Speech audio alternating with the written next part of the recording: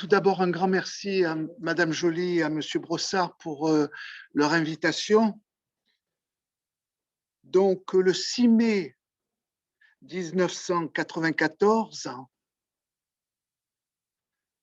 la reine Elisabeth et le président François Mitterrand inauguraient officiellement le tunnel sous la Manche. Après 6 ans de travaux, entre décembre 1987 et décembre 87 et décembre 93. J'ai mis là-dessus quelques diapositives montrant d'où part le tunnel et où il arrive.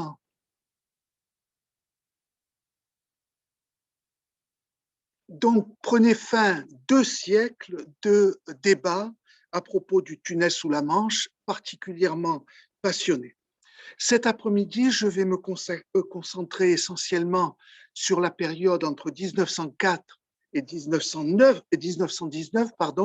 mais il me faut parler avant cela de ce qui s'est passé avant, puisque l'histoire du tunnel sous la Manche commence bien avant.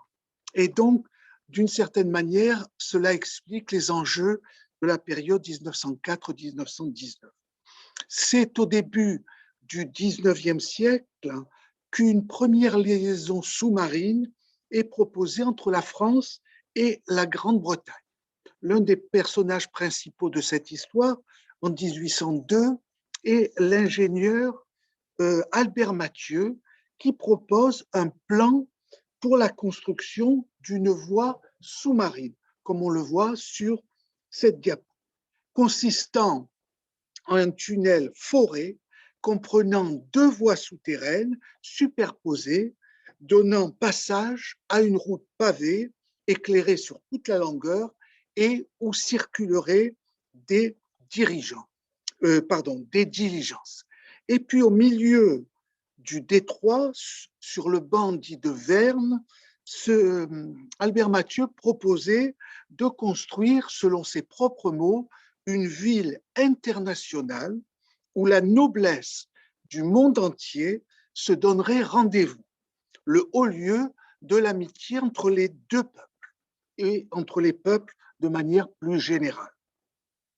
Le projet est rapidement abandonné puisque 1802, c'est la fin de la paix d'Amiens et puis c'est le début des conflits entre la France napoléonienne et l'Angleterre.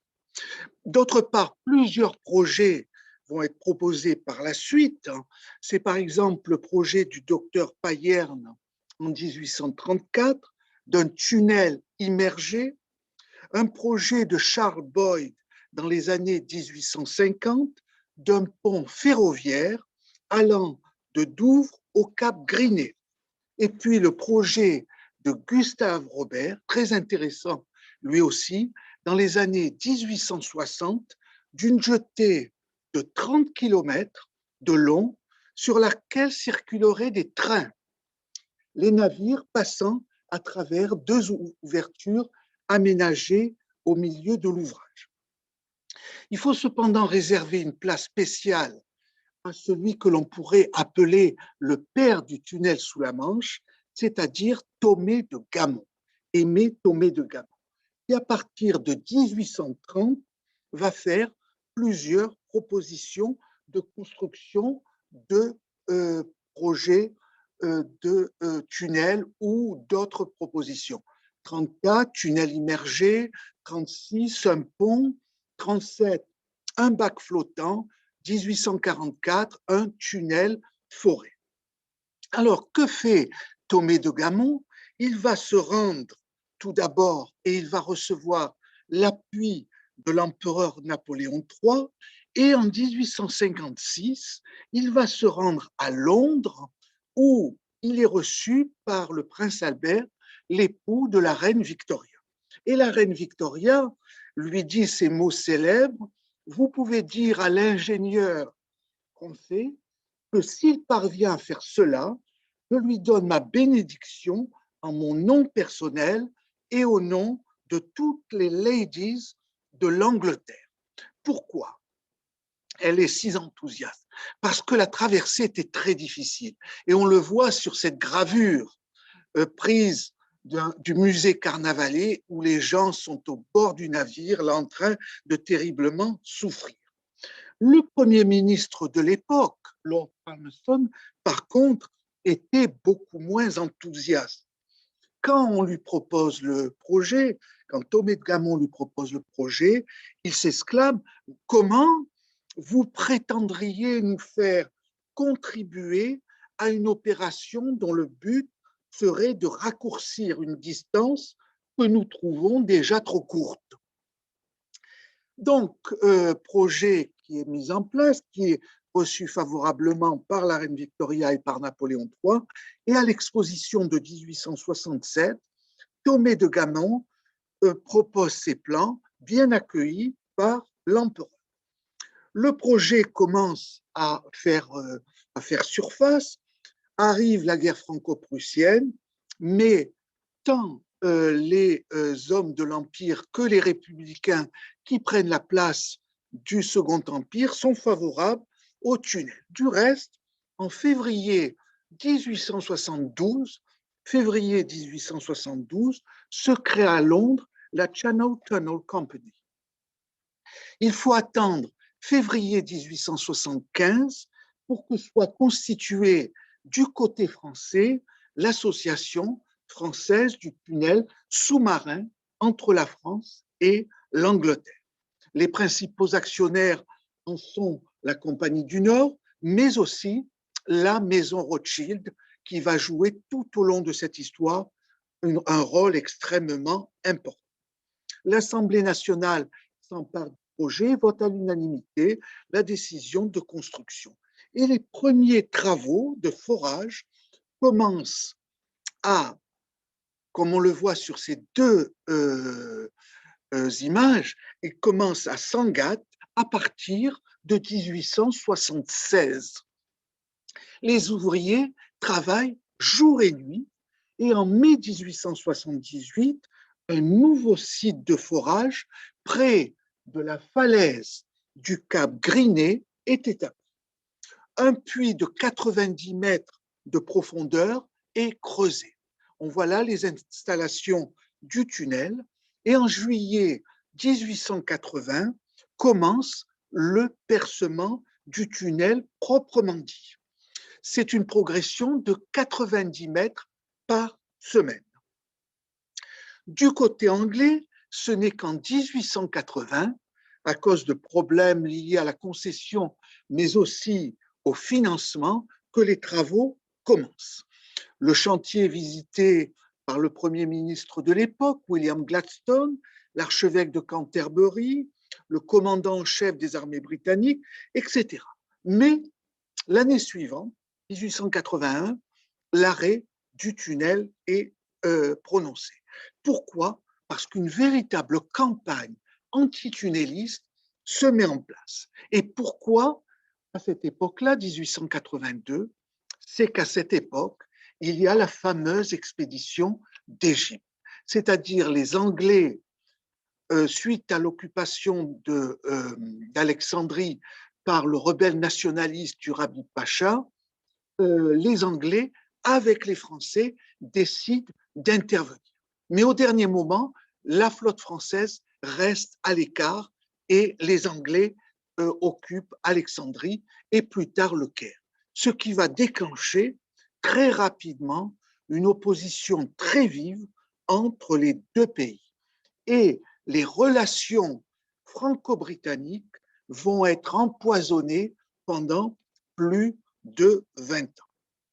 Alors, du côté britannique, 1882, la crise égyptienne va avoir un effet absolument dévastateur. Pourquoi? Parce que les journaux vont s'occuper de cette affaire, et puis pas seulement les journaux, mais aussi les autorités militaires, et en particulier le principal grand homme de l'époque, Sir Garnet Wolseley, premier vicomte Wolseley, qui va devenir commandant en chef des armées britanniques et qui va mettre en avant ce que l'on appelle la fameuse théorie du bolt from the blue, que l'on pourrait traduire de manière un peu anecdotique par le coup de tonnerre dans un ciel bleu. c'est-à-dire l'utilisation du tunnel sous la Manche comme route d'invasion. On le garde précieusement en mémoire, cette idée de route d'invasion du tunnel sous la Manche, après que la marine française ait pris le contrôle de la Manche. Face à cette opposition virulente, le gouvernement Gladstone décide, on le voit ici, le Premier ministre décide de nommer une commission d'enquête dont le président est le marquis de Lansdowne, qui sera, comme vous le savez sans doute, le ministre des Affaires étrangères de l'entente cordiale de 1904. Par 6 voix contre 4, et formé un comité, par 6 voix contre 4, la commission se prononce en faveur du tunnel sous la Manche. Mais cependant, le gouvernement décide de s'opposer au projet. En avril 1804, le projet est arrêté, il est même muré, les bâtiments resteront. Du côté français, on a construit 1839 mètres ont été creusés et 1920 mètres du côté anglais. Voilà donc très brièvement exposé, il y aurait beaucoup d'autres choses à dire sur la période précédente, celle dont nous allons parler aujourd'hui. C'était nécessaire pour en situer les enjeux et vous voyez déjà quels sont les enjeux. L'invasion de la France par un tunnel sous-marin à partir du moment où la marine française a pris possession de la Manche. La période de la fin du 19e siècle, il faut contextualiser là aussi, c'est une période néfaste des relations franco-britanniques. L'Égypte, où l'Angleterre s'est définitivement installée, continue à être un sujet de contentieux majeur. Les différents coloniaux, évidemment, en Afrique, en Asie, opposent les deux pays. Et puis arrive évidemment en 1898 la fameuse crise de Fashoda. Vous la connaissez évidemment, cette fameuse crise de Fashoda, où le commandant Marchand traverse toute l'Afrique et se rejoint avec Kitchener à cet endroit qui s'appelle Fashoda, et les deux bataillons sont face à face et la guerre est très proche entre les deux pays. La possibilité d'un conflit est exposée et évoquée entre les deux pays. Du reste, on le retrouve à travers la littérature. Je vous le recommande si vous avez un peu de temps. Vous pouvez lire les 3 volumes de La guerre fatale du capitaine d'Henritte, que l'on connaît aussi sous le nom d'Émile Drian, où d'Henritte expose l'invasion de l'Angleterre par les troupes françaises. Et justement, après avoir envahi l'Angleterre et s'y être installé l'armée française, on construit le tunnel sous la Manche pour assurer l'occupation de la Grande-Bretagne. La tension est tellement forte que la reine Victoria, qui venait, on le voit sur cette image fameuse, célébrissime, où on voit la petite française avec Fashoda et avec la perfide Albion qui veut s'en saisir évidemment. La reine Victoria, qui venait régulièrement sur la Côte d'Azur, et bien en 1900, puisqu'elle mourra en 1901, est obligée de renoncer, on la voit ici dans les jardins de Nice, de Simiez, est obligée de renoncer à sa fameuse visite au mois d'avril. Donc, au début du XXe siècle, un rapprochement s'esquisse et c'est en avril 1903, le roi Édouard VII, qui a succédé à sa mère, la reine Victoria, en 1901, qui vient à Paris en juillet. Alors on le retrouve ici, c'est une grande réception, célébrissime réception par le président Loubet, et le président Loubet se rend en visite d'État l'année suivante à Londres.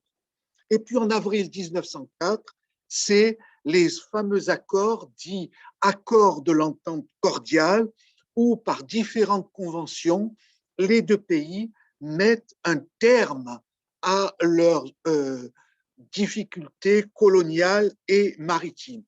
Cela concerne différentes parties du monde, l'Afrique évidemment, mais aussi l'Égypte, le Maroc, Terre-Neuve, etc.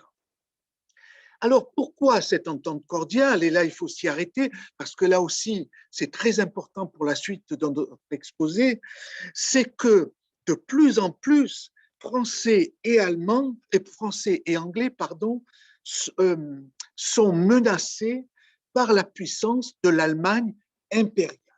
L'Allemagne impériale sous la conduite de leur empereur, l'empereur Guillaume II, dont nous nous souvenons qu'il est le petit-fils de la reine Victoria et le neveu d'Édouard VII.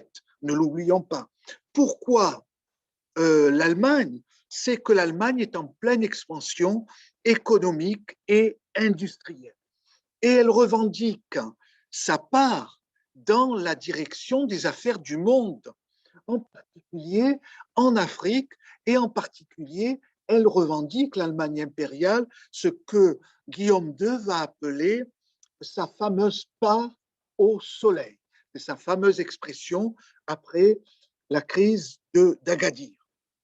D'autre part, et cela, la Grande-Bretagne ne peut pas l'accepter, elle exige, pour un certain nombre de raisons, on n'a pas le temps de l'expliciter ici évidemment, elle exige la parité, l'Allemagne, la parité navale avec la Grande-Bretagne. Et donc, une nouvelle géopolitique européenne et mondiale se dessine au début du XXe siècle, qui va directement influencer sur l'histoire du tunnel sous la Manche. Face à l'Allemagne impériale, la France et la Grande-Bretagne vont faire blanc.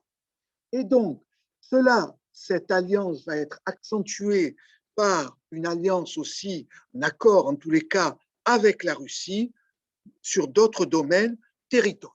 D'autre part, et cela joue directement sur notre problématique d'aujourd'hui, il y a d'autres développements considérables. C'est tout d'abord développements techniques qui vont profondément modifier les mentalités. C'est tout d'abord l'aviation qui fait ses premiers pas. À partir de 1906, les premiers vols sur les appareils à moteur sont accomplis. Le 25 juillet 1909, date historique s'il en est une, c'est la première traversée de la Manche par Louis Blériot. Désormais, les côtes anglaises peuvent être atteintes par les airs. La sécurité séculaire offerte par le détroit n'existe plus. D'autre part, à la menace des airs s'ajoute une autre menace encore plus sérieuse, c'est celle des sous-marins. Très important là aussi. En cas de guerre sous-marine, l'Angleterre pourrait être affamée, car très tributaire de l'étranger pour ses approvisionnements en vivres et en matières premières. Une autre menace était celle des dirigeables, et on en voit un ici. Donc, toutes ces conditions techniques vont profondément modifier le débat sur le tunnel et sa construction. Partisans et adversaires ne vont cesser de les utiliser dans les années qui suivent.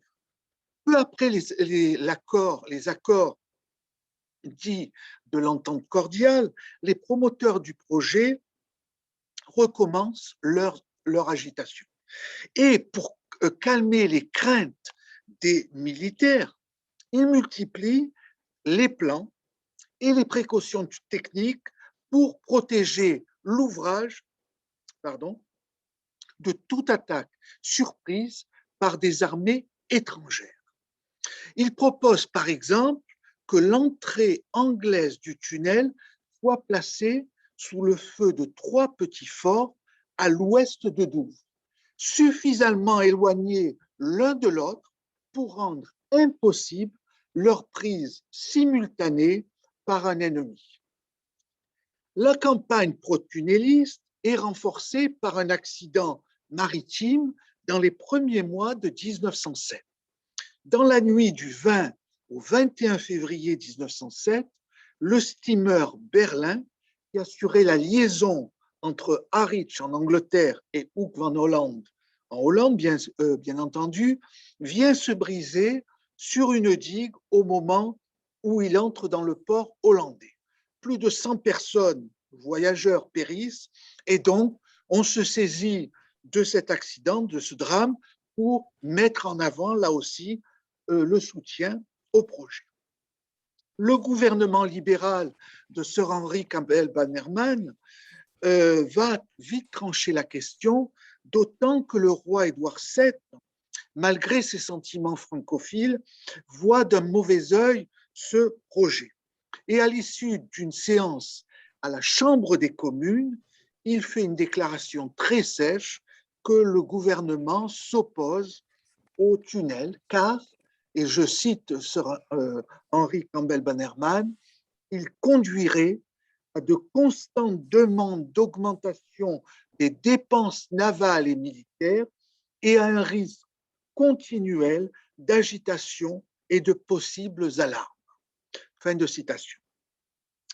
À l'approche de la Première Guerre mondiale, et là ça devient vraiment très intéressant, la question du tunnel allait être évoquée avec encore plus de vigueur parce que les nouveaux armements dont je viens de parler il y a quelques instants, sous-marins, aviation, dirigeables, font de plus en plus de progrès. C'est la question, toutes ces questions-là avaient été sous-estimées au début du siècle en particulier, par une large partie de la marine britannique. En particulier les sous-marins, qui étaient considérés par la marine britannique, et je cite là un texte fameux d'un des amiraux de la marine anglaise, l'armement des nations faibles. Fin de citation. À la déclaration de guerre, l'Allemagne comptait ainsi plus de sous-marins construits ou en construction que le Royaume-Uni. L'amiral Fisher, je crois qu'il le suit, voilà, premier lord de l'amirauté et amiral de la flotte un peu plus tard, dira, ou sera plus exactement, l'un des premiers à alerter sur cette immense menace dès 1904. Donc, dès avant qu'il soit premier lord de la mer, il va déclarer que les sous-marins posent un grand problème à la marine britannique. Et il parlait même, je le cite ici, de l'imminente et l'immense révolution que les sous-marins présenteront comme arme offensive. Fin de citation. Et cette prédiction de 1904 du premier lord de la mer, John Fisher, va être confirmée lors des manœuvres navales de 1912, où fut confirmé et démontré surtout que les sous-marins allemands ne se contenteraient pas, en cas de guerre, dans le rôle de gardien des côtes de leur pays, mais présenteraient une réelle menace pour les mouvements de la flotte britannique dans la mer du Nord. L'avance de l'Allemagne dans les domaines de l'aviation et des dirigeables était tout aussi considérable. Quelques chiffres ici. Alors que l'Allemagne impériale possédait, à la veille de la guerre, 20 grands dirigeables, la Grande-Bretagne n'en possédait aucun. Dirigeables allemands stationnés à distance de navigation de toutes les bases britanniques de la côte Est. Quant à l'aviation, il suffira de rappeler ce que disait le Berliner Tageblatt en 1907 à propos justement du tunnel sous la Manche. Et il disait, je cite ici, « Les pays intéressés par la question de savoir si l'Angleterre peut être envahie devraient se pencher sur les progrès des machines volantes. Beaucoup de difficultés en ce domaine ont été surmontées et les perspectives apparaissent prometteuses. Tôt ou tard, la totalité du problème du tunnel sera résolue. » Fin de citation. Dans les premiers mois de 1912, les signes d'une nouvelle campagne en faveur du tunnel se font jour.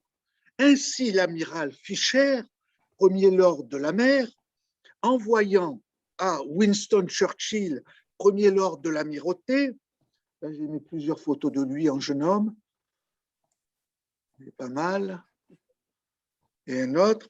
Donc, Lord Fisher, le premier lord de la mer, envoyant à Winston Churchill, premier lord de l'amirauté, une coupure de presse sur la question, écrivait, je le cite ici, « J'ai toujours été un fervent partisan du tunnel. Je pense qu'il nous permettra d'obtenir en temps de guerre notre pétrole et nos approvisionnements. » Au bas de ce mot, Churchill écrivait « J'y suis favorable aussi. » À la même période, et là ça va jouer là aussi, paraissait dans la revue Fortnightly Review un long article de l'illustre auteur Sir Arthur Conan Doyle, que vous connaissez tous à travers Sherlock Holmes, où il analysait l'ouvrage d'un général allemand qui s'appelait von Bernhardi.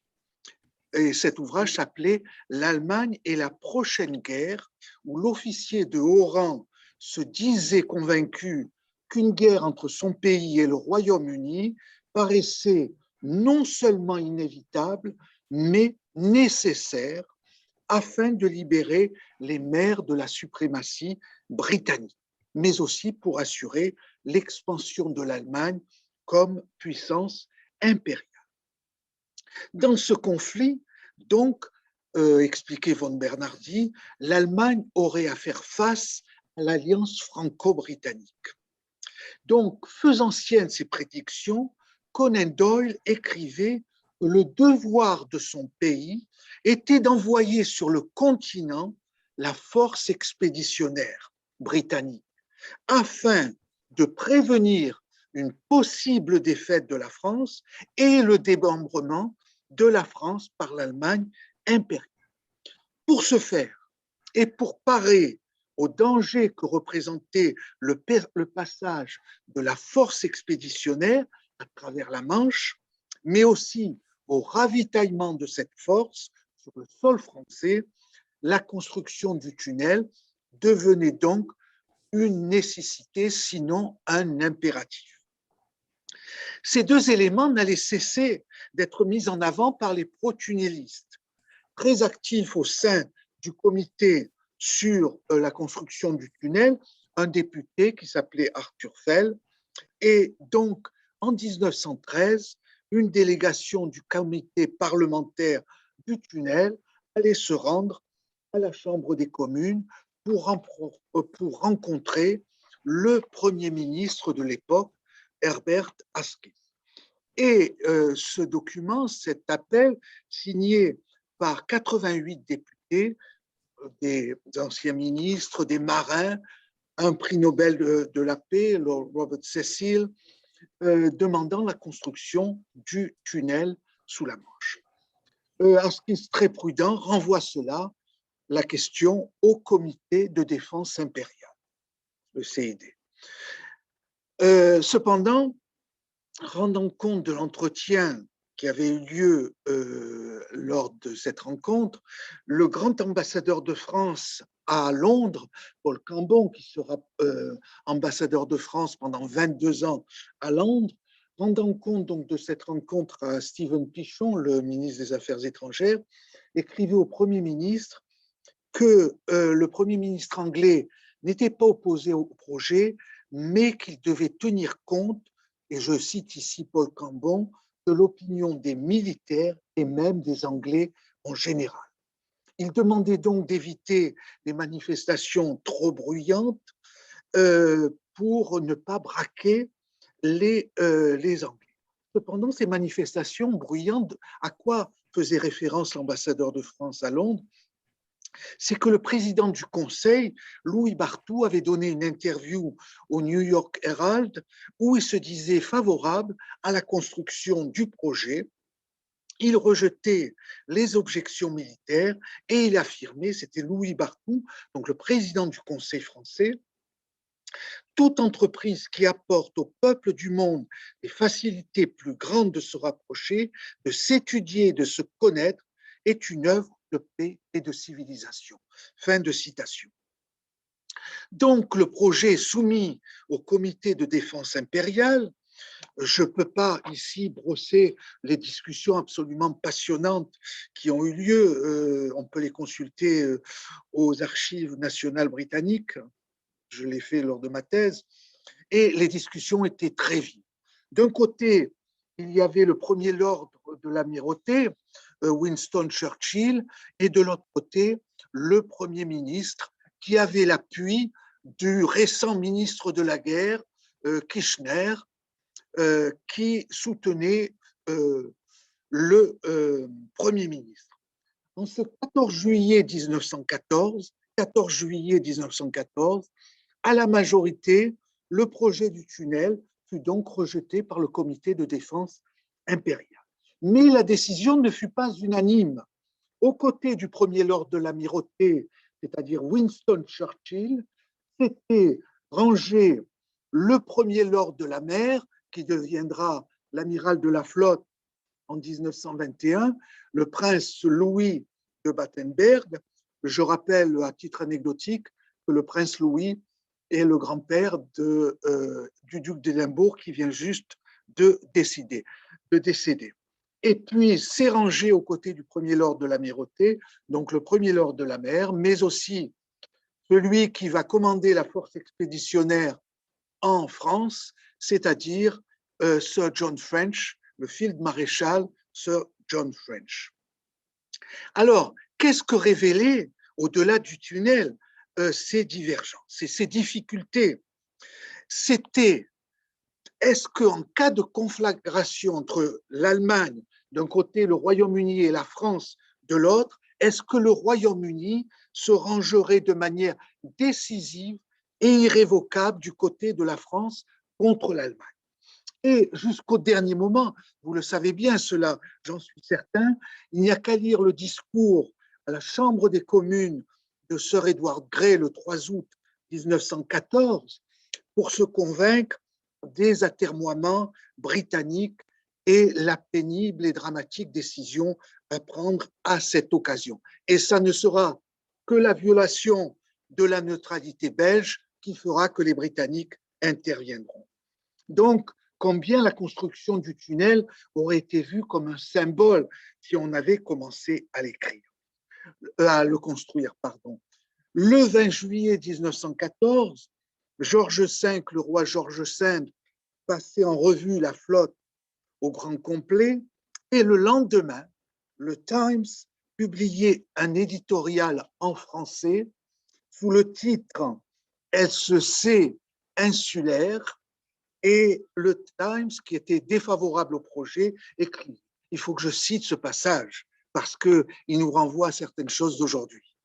Il existe, je cite le Times, un sentiment profondément, largement répandu, bien qu'à moitié articulé, qui demande que nous rejetions sans autre forme de question toute proposition qui paraît être une attaque contre notre individualité nationale. Un tel sentiment n'est pas un aveugle parti pris, il est enraciné dans notre histoire et il est valable, opposant à ce projet une barrière que nous croyons insurmontable. Fin de citation. Une semaine jour pour jour après cet éditorial, l'Autriche déclarait la guerre à la Serbie. Le 30 juillet, la Russie décrétait la mobilisation générale, suivie le lendemain de la déclaration de guerre allemande à la Russie et à la France. Quelques jours plus tard, le Royaume-Uni rentrait à son tour dans la guerre. La Première Guerre mondiale allait mettre un arrêt aux discussions concernant le projet. Voilà, Great Britain declares war on Germany. Et donc, à partir de 1916, cependant, le projet de nouveau remis en avant, en particulier par les présidents des chambres de commerce qui étaient très favorables au projet. Comme l'écrivait un journal français de l'époque, la locomotive a des vertus républicaines, disait Gambetta, le tunnel sous la Manche aura des vertus humaines. Ce sera un trait d'union de plus entre nos deux grandes nations. Fin de citation. La presse britannique, jadis si hostile, devenait plus favorable. On rappelait un certain nombre de visites de ce tunnel et on proposait même que pour construire ce tunnel, on pourrait utiliser les prisonniers de guerre allemands pour une future construction. Un périodique allant même à y voir une opportunité en or, je cite ici, les travailleurs requis allemands sont tout près sous la forme des prisonniers allemands et le choc serait très grand, tant pour le Kaiser que pour ses seigneurs de la guerre, de savoir que leurs soldats sont utilisés à une construction servant à resserrer les liens de leurs grands ennemis. Les Allemands, à ce sujet-là, ne manquèrent pas de donner des arguments à leurs adversaires. À la fin de l'année 1917, l'amiral von Tirpitz, dans plusieurs discours à Berlin, rejeta toute idée de paix et de conciliation et se référant à la possible construction du tunnel, menaça que la sécurité de l'Allemagne exigerait, dans le cas de l'occupation, dans le cas de la construction, l'occupation de la Flandre belge, d'Anvers à Ostende, mais aussi l'occupation de Calais et de Boulogne par les Allemands. Un autre pangermaniste, le vice-amiral Kirchhoff, affirmait qu'un tunnel contrôlé par les Britanniques serait une grande menace pour son pays, permettant ainsi à la Grande-Bretagne de soulager une grande partie de sa flotte marchande et de la divertir vers d'autres objectifs et d'autres régions du monde. Et donc, l'amiral Kirchhoff expliquait que la côte nord de la France ne doit en aucun cas être mise entre les mains des Anglais et si elle devait être adjugée à quelqu'un, elle devait nous revenir. Une tête de pont anglais et un tunnel sous-marin ne doivent jamais être établis. Telle était l'opinion de ce vice-amiral allemand. Pendant ce temps, donc, on s'occupait à Londres de proposer de nouveau ce projet et on mettait en avant de rapatrier plus rapidement en Angleterre les soldats blessés. Vous savez que lors de la bataille de la Somme, pratiquement toute la fleur des officiers britanniques a été tuée lors de cette bataille de la Somme. Donc le tunnel aurait permis, s'il avait été construit évidemment, de les rapatrier. Évidemment, pendant cette période, il était impossible de considérer un tunnel. L'armée, la marine, le commerce, les affaires étrangères britanniques sont consultés. Et je cite ici l'amirauté, où Winston Churchill n'était plus. Elle considérait qu'il fallait repousser les discussions à plus tard. Cependant, le Premier ministre reçut de nouveau une délégation, dit qu'il allait consulter cependant le comité de guerre et le comité de défense impériale. Cependant, quelques semaines après l'avoir reçu, un peu moins d'un mois plus tard, Herbert Asquith s'était remplacé à la tête du gouvernement britannique par le formidable Gallois que nous avons ici sur l'image, c'est-à-dire David Lloyd George, qui sera Premier ministre de 1916, décembre 1916 à 1917. Et donc, le cabinet va repousser de nouveau la décision pour l'après-guerre. Dès la fin de la guerre, le projet est repris et c'est là aussi où ça devient vraiment très, très intéressant puisqu'on va aborder une question qui touche aux intérêts majeurs des deux pays, mais aussi de la diplomatie européenne. En mars 1919, alors que les discussions avaient commencé à Paris sur les conditions des traités de paix qui vont mener au fameux traité de Versailles de juin 1919, le président de la Chambre des communes, à une question sur le tunnel, répondait qu'il était en communication avec le Premier ministre, c'est-à-dire David Lloyd George, qui se trouvait à Paris pour les discussions sur le traité de paix et la conférence de la paix. Le Times, qui était toujours bien informé, confirmait cette information et plus directement en relation avec le tunnel sous la Manche. Je cite l'article du Times. Le gouvernement britannique a pour la première fois décidé en faveur du principe de la construction du tunnel sous la Manche. La question est discutée à Paris à l'heure actuelle parce qu'il ne peut y avoir de meilleure occasion pour les discussions de problèmes d'un intérêt vital pour les deux pays. Alors, à cette conférence, c'est très important de le souligner et de le retenir éventuellement. On voit les trois grands artisans, Georges Clemenceau, Woodrow Wilson, David Lloyd George, et je vous recommande bien entendu le livre de Margaret Macmillan, Les artisans de la paix, sur ces trois grands personnages que nous avons ici. L'une des questions capitales était la revendication française concernant l'occupation de la rive gauche du Rhin et de ses têtes de pont. Dès janvier, le maréchal Foch, l'on voit ici, avait remis aux généraux en chef des armées alliées une note exposant les arguments en faveur de l'occupation de la rive gauche du Rhin.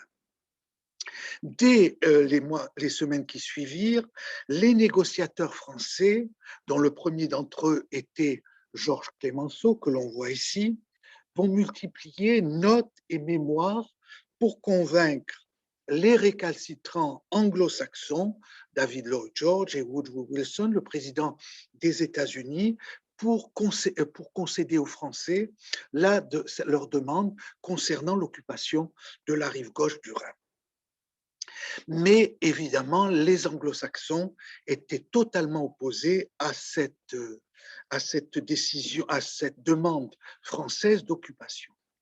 Et donc, le cabinet britannique, à la suite d'une note rédigée par le maréchal Foch, je crois que j'ai très peu de temps encore, 10 minutes, d'accord, ça va me permettre de terminer. Donc, à la suite d'une note du cabinet français et écrite par le maréchal Foch, décide de considérer cette idée d'occupation de la rive gauche du Rhin, et le ministre de la guerre, qui est non plus le premier lord de l'amirauté, mais Winston Churchill, va faire une proposition en disant pourquoi ne pas proposer aux Français, pour, s'ils renoncent à l'occupation de la rive gauche du Rhin, le tunnel sous la Manche et un traité de garantie défensive. Cela permettrait à la France de se sentir plus en sécurité et puis de ramener plus rapidement les troupes sur le continent. Le Premier ministre Lord George y est favorable, bien qu'il doutait que l'Angleterre pourrait fournir le quota de soldats nécessaire, mais le cabinet approuve l'approche conciliante vis-à-vis des Français. Les minutes du cabinet que j'ai pu consulter n'indiquent pas clairement que la proposition de construction d'un tunnel avait été acceptée par le cabinet, mais en tous les cas, il faut accepter l'idée qu'elle a été, sinon lors de cette discussion, du moins dans les faits. Et le 14 mars, le président Wilson, de retour des États-Unis, les trois chefs de délégation se réunissent à l'hôtel Crillon pour discuter du problème de la rive gauche du Rhin. Dans son livre La paix, André Tardieu va raconter, oui, là c'est le Premier ministre, et puis je crois qu'il y a la photo de Woodrow Wilson. Il va raconter l'impasse qui se produisait. Et il raconte, puis à la surprise de Clemenceau, les deux anglo-saxons font une offre décrite par Tardieu, l'un des négociateurs, comme, je le cite ici, toute différente et capitale. Fin de citation. La France renoncerait à la rive gauche du Rhin contre un traité d'alliance défensive garanti par les États-Unis et le Royaume-Uni, et à cela, Lloyd George ajouta la promesse de construction du tunnel sous la Manche.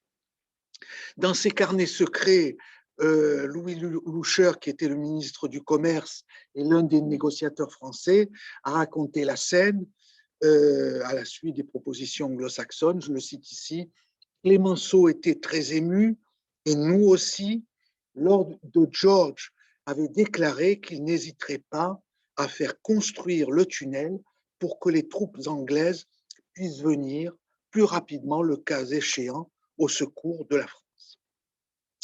Derrière la proposition de Lloyd George, on voit ce qui avait été discuté lors de la réunion du cabinet, mais aussi l'influence du chef d'état-major britannique, Sir Henry Wilson, qui était lui aussi à Paris et qui indiquait dès 1913 que la question du tunnel ne pourrait être revue entre les deux pays que dans la perspective non plus d'une entente comme celle de 1904, mais celle d'une alliance.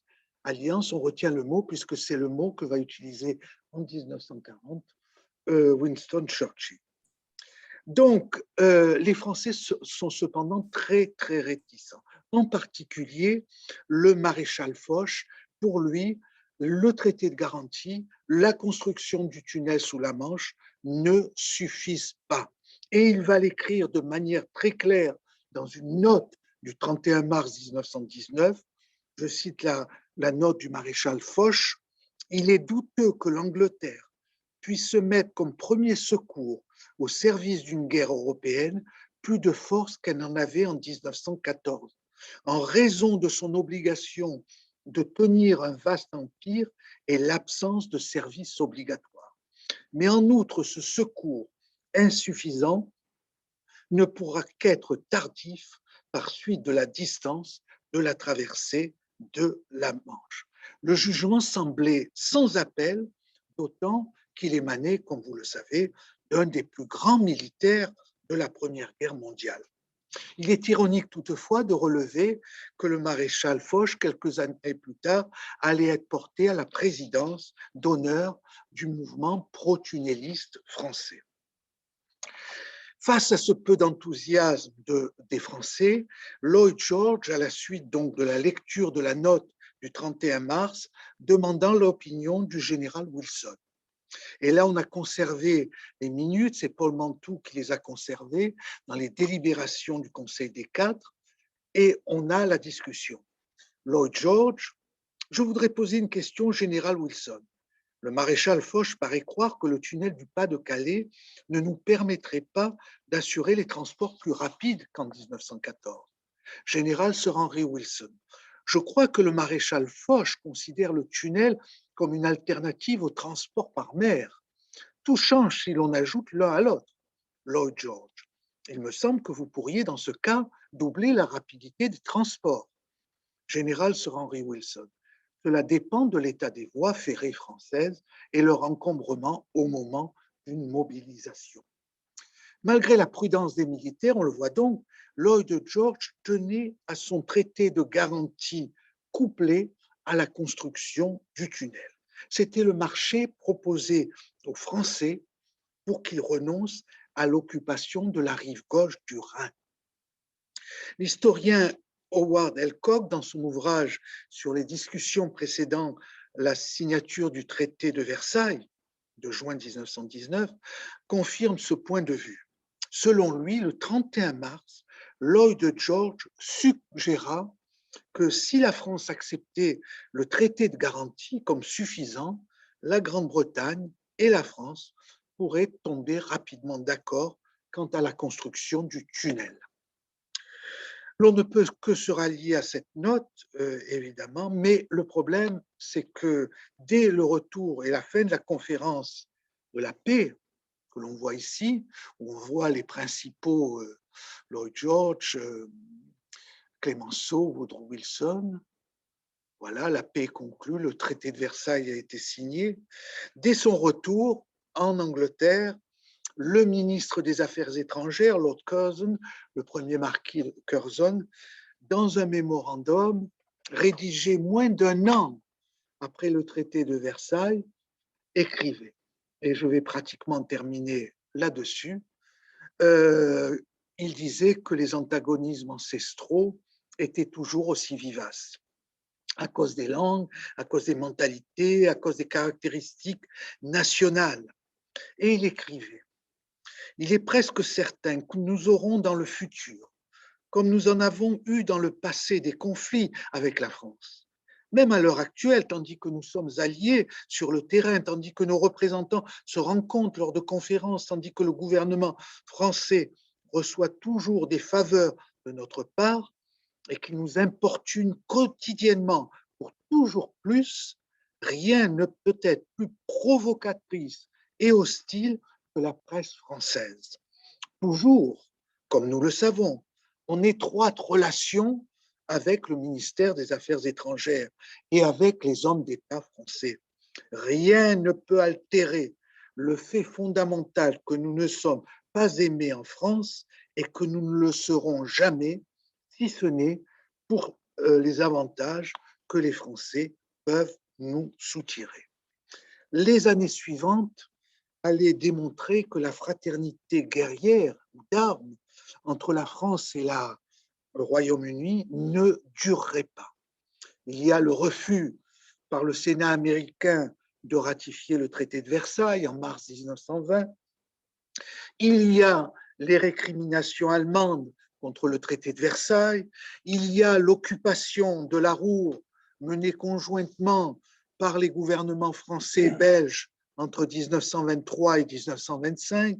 Il y a les tensions franco-anglaises concernant la demande d'annulation multilatérale de toutes les dettes publiques liées au conflit et à la reconstruction.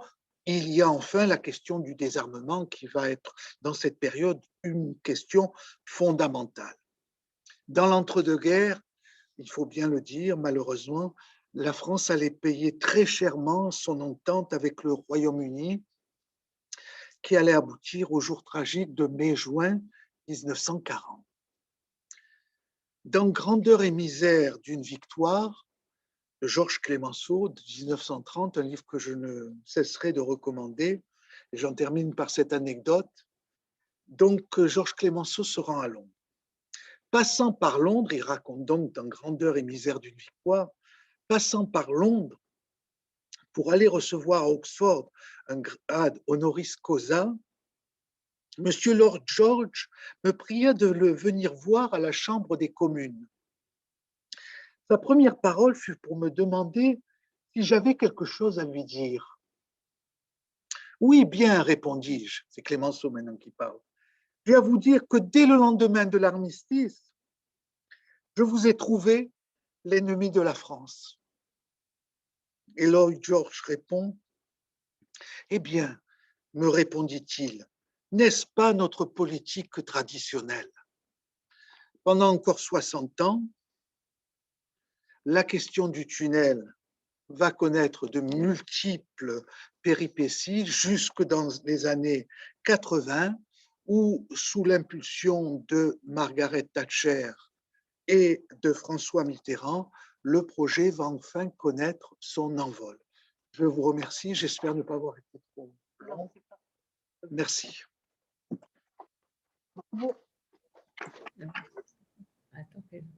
Je vous laisse. On est là. Là, vidéo. Cher public, on n'entend plus. On n'entend pas bien. Vous nous entendez pas bien?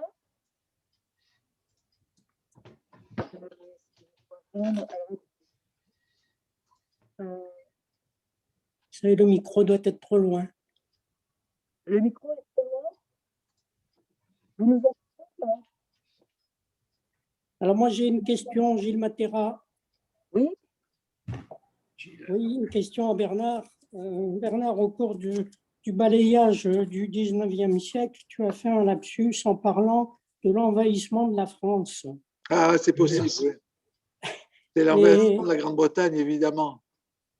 Et il semble qu'à aucun moment en France, il y ait eu cette frayeur d'envahissement des Anglais de la France, alors que plus tard, on retrouve les Allemands qui avaient cette peur. Est-ce que, au point de vue militaire, il y a eu cette peur qui s'est installée, et est-ce qu'il y a eu aussi des peurs économiques des compagnies maritimes qui assuraient le transfert d'une rive à l'autre? Non, il n'y a pas de… Bien au contraire.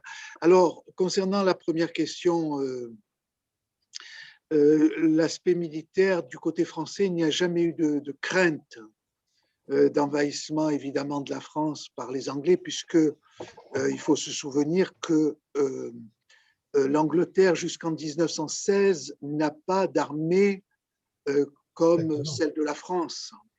Donc, il y avait une toute petite armée pour la défense des côtes et pour l'armée impériale, pour la défense des colonies. Donc, il était impossible de songer à envahir la France.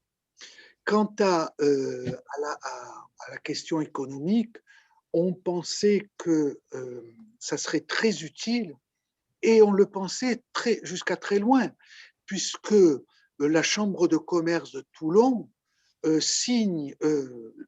lance un appel, comme d'autres chambres de commerce, pour la construction du tunnel, parce que cela permettrait d'envoyer en 24 heures, ou à peu près 24 heures, les violettes ou les figues que l'on ramassait à Hyères, Solliès-Pont, etc.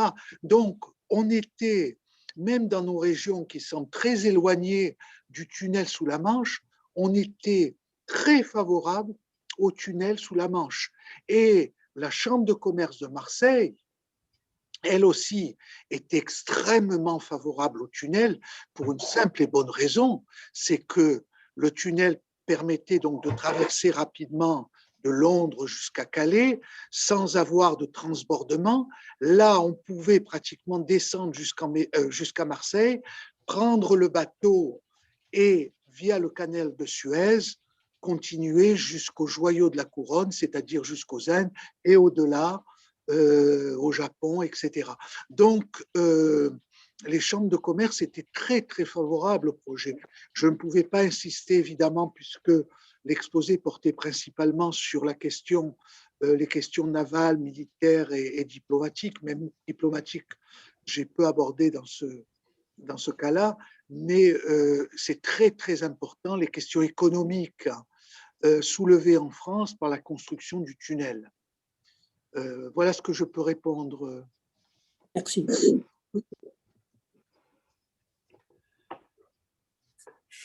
Oui, je pourrais prendre la parole. Oui, Jean Fossati, je voudrais non pas faire une conférence dans la conférence, mais simplement prolonger ce que vous avez dit, hein, en témoignant de la poursuite de ces aventures politico-diplomatico-militaires dans les années 80 qui ont conduit au tunnel actuel. Il se trouve que si vous avez décrit une situation où la priorité du côté des Anglais était de sécurité, de défense, de protection effectivement de l'île, dans les années 80, c'est l'inverse. La préoccupation, elle est essentiellement commerciale. Et il a fallu que nous, ensuite, militaires, adaptions le projet à nos préoccupations de défense, de sécurité, etc. Et il se trouve que j'ai fait partie de l'équipe à l'époque qui a négocié tout ce qui venait en parallèle du traité de juillet 87. Et on a travaillé, paradoxalement, 2 marins travaillaient là-dessus. On a travaillé avec nos camarades anglais.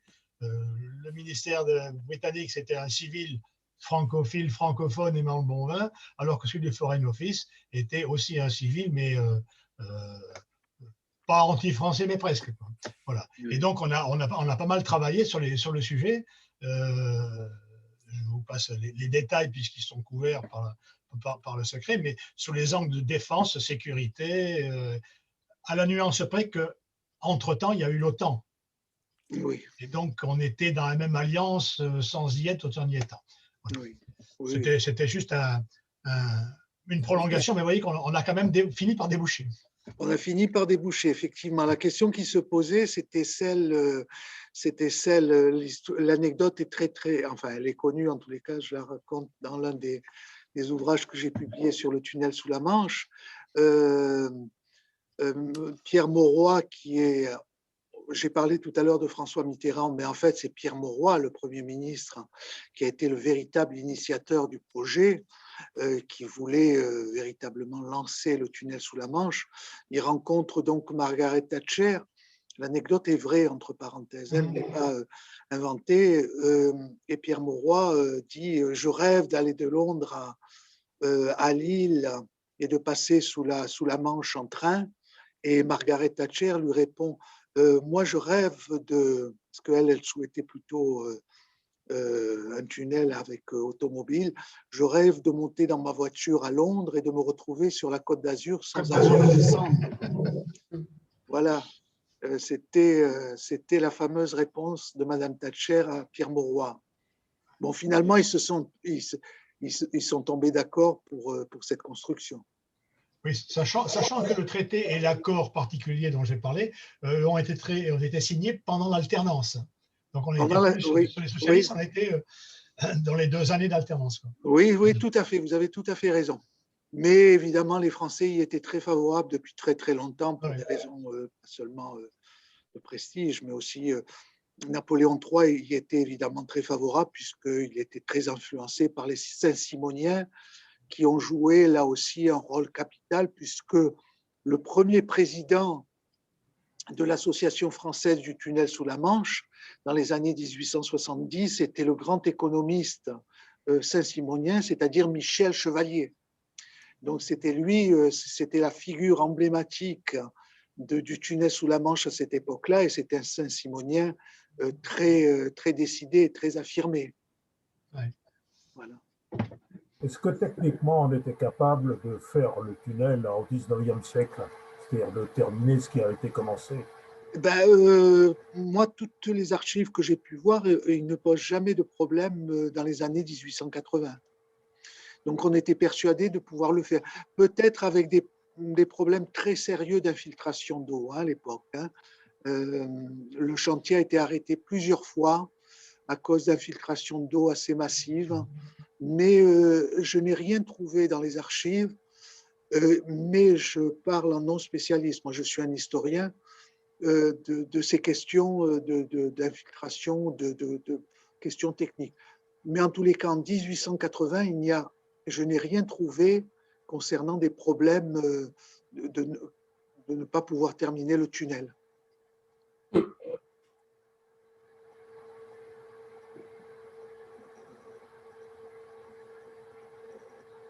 Oui, alors,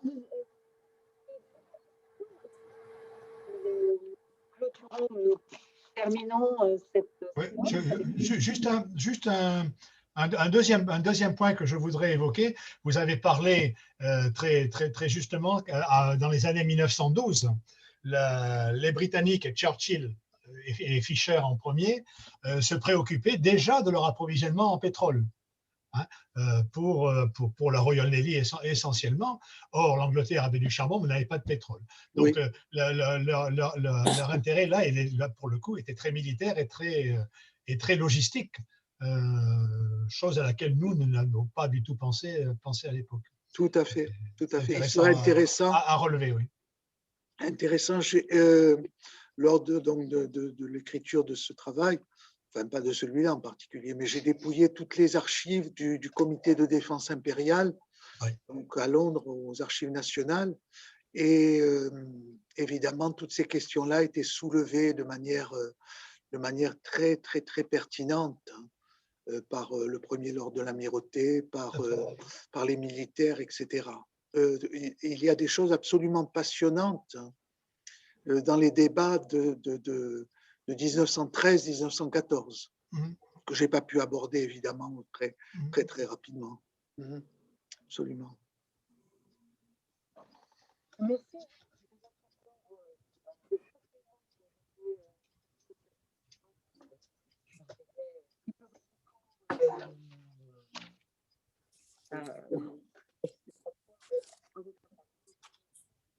C'était bien. C'était bien. Oui. En tout cas, on va te remercier. On va te remercier. Jean-Marie.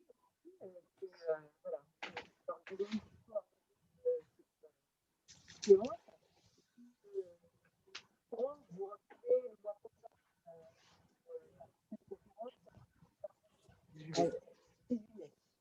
Oui, c'est ça. Voilà. Merci. Voilà. J'espère aussi. Merci, Merci à vous. Sassou. Merci beaucoup. Bonne fin d'après-midi. Merci. Merci à vous. Merci à vous. Merci beaucoup. Merci.